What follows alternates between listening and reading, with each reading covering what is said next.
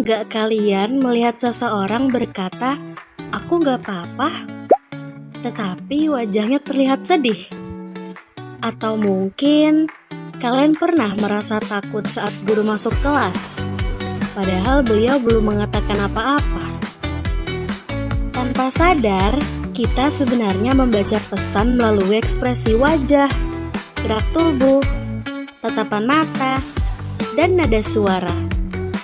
Hal-hal tersebut termasuk komunikasi nonverbal.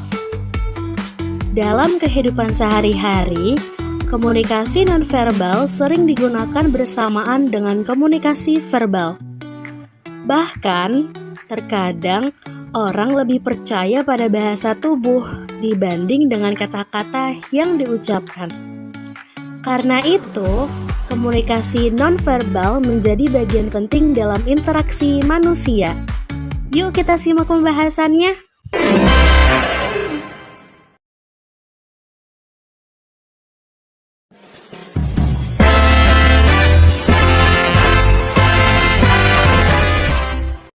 Komunikasi nonverbal adalah proses penyampaian pesan tanpa menggunakan kata-kata. Pesan dapat disampaikan melalui berbagai bentuk, seperti ekspresi wajah, gerakan tubuh, kontak mata, sentuhan, nada suara, hingga penampilan seseorang. Nah, dalam komunikasi sehari-hari, kita sering menggunakan komunikasi nonverbal tanpa sadar loh. Contohnya, ketika seseorang tersenyum kepada temannya. Meskipun tidak mengatakan apa-apa, senyuman tersebut bisa menunjukkan rasa senang, ramah, atau nyaman. Sebaliknya, jika seseorang berbicara sambil menghindari kontak mata dan menyilangkan tangan, lawan bicara bisa merasa bahwa orang tersebut sedang tidak nyaman atau tidak tertarik pada pembicaraan. Komunikasi nonverbal juga dapat memperkuat pesan verbal. Misalnya, saat seseorang mengatakan, "Selamat ya," sambil tersenyum dan bertepuk tangan. Bahasa tersebut membuat ucapan terasa lebih tulus. Namun, komunikasi nonverbal juga bisa bertentangan dengan ucapan seseorang. Contohnya, ketika seseorang berkata, "Aku seneng kok," tetapi nada suaranya pelan dan wajahnya terlihat kecewa. Hal ini menunjukkan bahwa komunikasi nonverbal memiliki pengaruh besar dalam memahami perasaan dan maksud seseorang.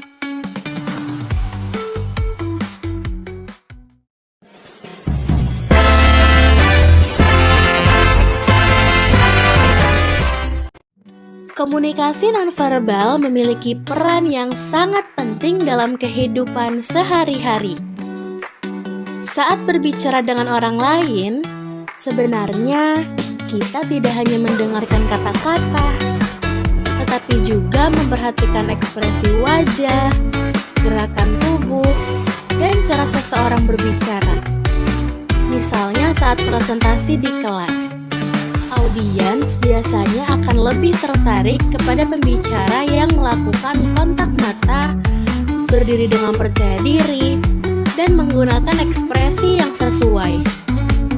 Sebaliknya, jika pembicara terlihat gugup, terus menunduk, atau berbicara dengan nada yang tidak jelas, audiens bisa menjadi kurang fokus dan kurang yakin terhadap materi yang disampaikan. Contoh lainnya bisa dilihat saat wawancara kerja. Selain jawaban yang diberikan, pewawancara juga menilai sikap kandidat melalui cara duduk, ekspresi wajah, dan bahasa tubuhnya. Karena itu, komunikasi nonverbal dapat mempengaruhi kesan pertama seseorang. Bahkan, Banyak penelitian menyebutkan bahwa sebagian besar komunikasi manusia lebih didominasi oleh unsur nonverbal dibanding dengan verbal.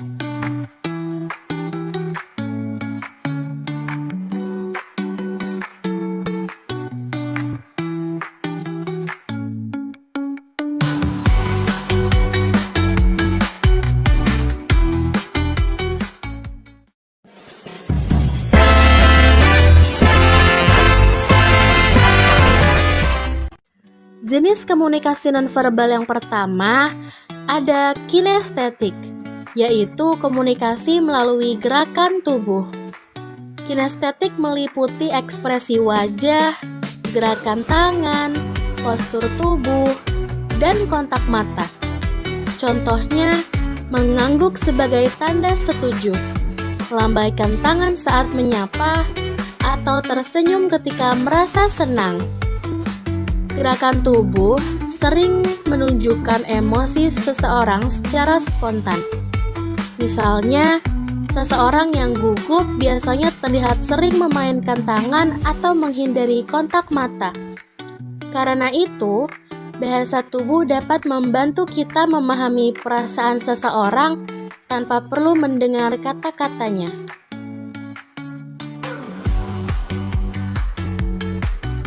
Yang berikutnya ada proxemic.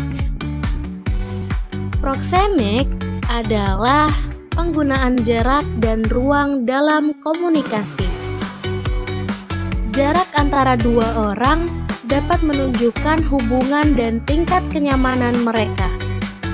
Contohnya, sahabat biasanya berbicara dengan jarak lebih dekat dibanding dengan orang yang baru dikenal.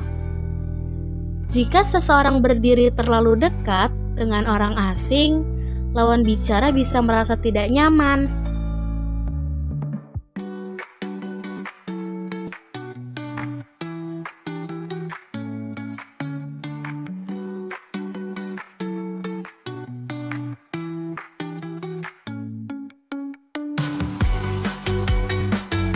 Yang ketiga ada vokalik. Vokalik merupakan aspek nonverbal dari suara, seperti nada bicara, volume, intonasi, dan kecepatan berbicara. Kalimat yang sama bisa memiliki arti berbeda tergantung cara pengucapannya. Contohnya, kata terserah. Itu bisa terdengar biasa saja, sedih, ataupun marah, tergantung nada suara yang digunakan. Selanjutnya, terdapat juga unsur-unsur vokalik, seperti nada bicara, volume, intonasi, kecepatan bicara, jeda, dan kualitas suara.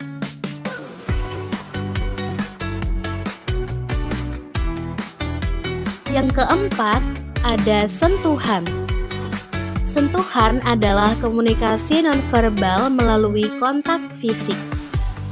Contohnya, berjabat tangan saat bertemu, menepuk bahu teman sebagai dukungan, atau high five saat merayakan keberhasilan. Sentuhan dapat menunjukkan kedekatan, perhatian, dan dukungan emosional.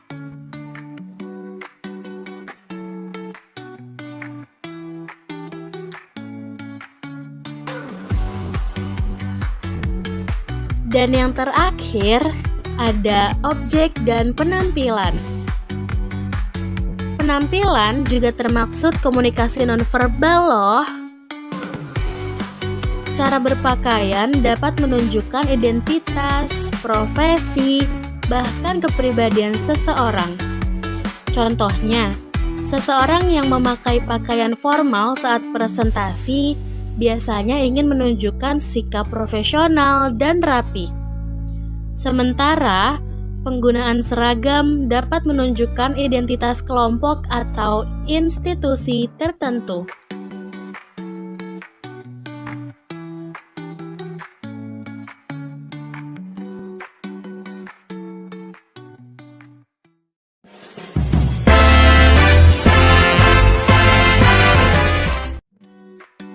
Komunikasi nonverbal memiliki beberapa fungsi penting.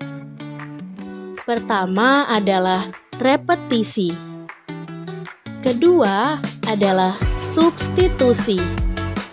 Ketiga adalah kontradiksi. Keempat adalah komplement. Dan yang terakhir adalah aksentuasi. Yang pertama, repetisi, yang artinya mengulang pesan verbal. Contohnya, mengatakan iya sambil mengangguk. Kedua adalah substitusi, yaitu menggantikan kata-kata.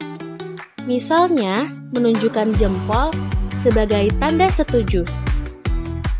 Yang ketiga adalah kontradiksi, yaitu ketika bahasa tubuh bertentangan dengan ucapan.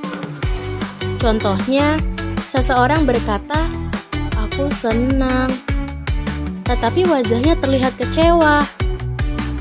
Keempat adalah komplement, yaitu melengkapi pesan verbal agar lebih mudah dipahami.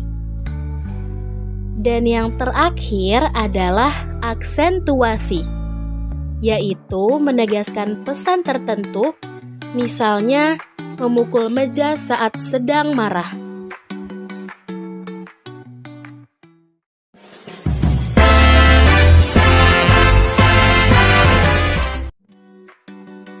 Komunikasi nonverbal memiliki dua karakteristik. Pertama, bersifat komunikatif. Kedua, bersifat kontekstual. Yang pertama bersifat komunikatif, karena tetap menyampaikan pesan walaupun tanpa kata-kata. Yang kedua bersifat kontekstual, artinya makna, gerakan, atau ekspresi dapat berbeda tergantung situasi dan budaya. Contohnya, kontak mata yang lama di beberapa budaya dianggap sopan, tetapi di budaya lain bisa dianggap tidak sopan dan tidak nyaman. Selain itu, komunikasi nonverbal juga sering dianggap lebih jujur dibanding ucapan seseorang, karena ekspresi dan gerakan tubuh biasanya muncul secara spontan. Selanjutnya, tidak dapat dipalsukan sepenuhnya. Meskipun komunikasi nonverbal bisa dikendalikan, tetapi ia sulit dipalsukan secara konsisten karena banyak isyarat muncul di luar kesadaran kita. Yang kelima, bersifat multifungsi.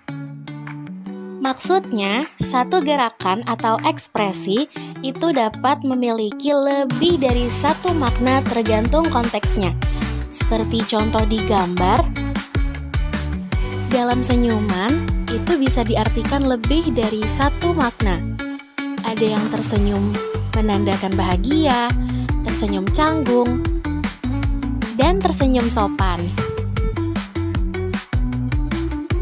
Dan yang terakhir, ada komunikasi nonverbal dipengaruhi oleh budaya dan pengalaman.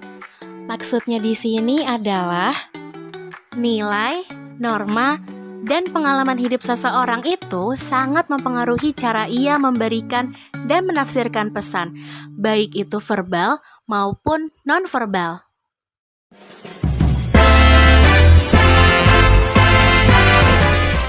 Kesimpulannya, komunikasi nonverbal merupakan bagian penting dalam kehidupan sehari-hari, mulai dari ekspresi wajah, gestur tubuh, intonasi, hingga penampilan. Seseorang sudah dapat menyampaikan komunikasi meski tanpa kata-kata sekalipun. Maka dari itu, memahami komunikasi nonverbal akan sangat membantu kita dalam kehidupan sehari-hari. Terima kasih sudah menyimak video saya hingga akhir. Saya pamit undur diri.